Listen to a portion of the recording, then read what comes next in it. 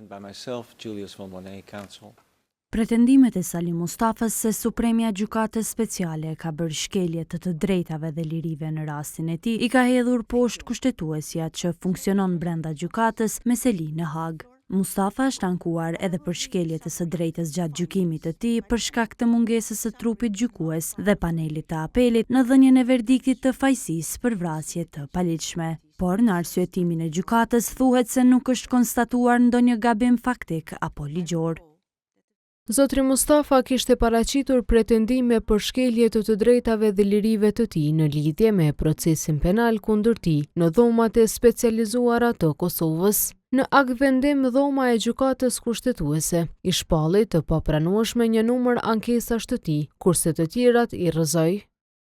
Salim Mustafa gjithashtu pati parashtruar ankesë, shkelur kushtetuta e edhe konventa për mbrojtjen e të drejtave të njerëzit dhe lirive themelore, pretendime të cilat i konsideroi të pabaza kushtetuesja e speciales.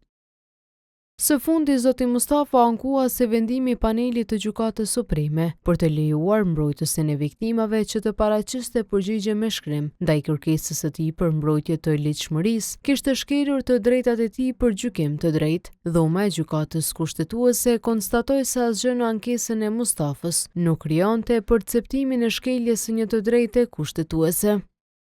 Salim Mustafa u arrestua më 24 shtator të 2020-s si i akuzuar për krime të luftës. Ai fillimisht u dënua me 26 vjet burg nga themelorja e speciales, por apeli ja uli dënimin në 22 vjet dhe e shpalli përsëri fajtor për ndalim arbitrar, torturë dhe për një vrasje të paligjshme.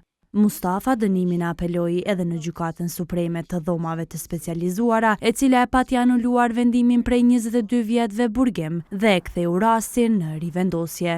E më 10 shtator të vitit të shkuar, apeli në rivendosje caktoi dënimin prej 15 vjetësh burgim, ndërsa në shkurt të këtij viti, Supremja në Hag vendosi që ta mbajë në fuqi dënimin dhe e hodhi poshtë kërkesën e Mustafës për zbutje të dënimit.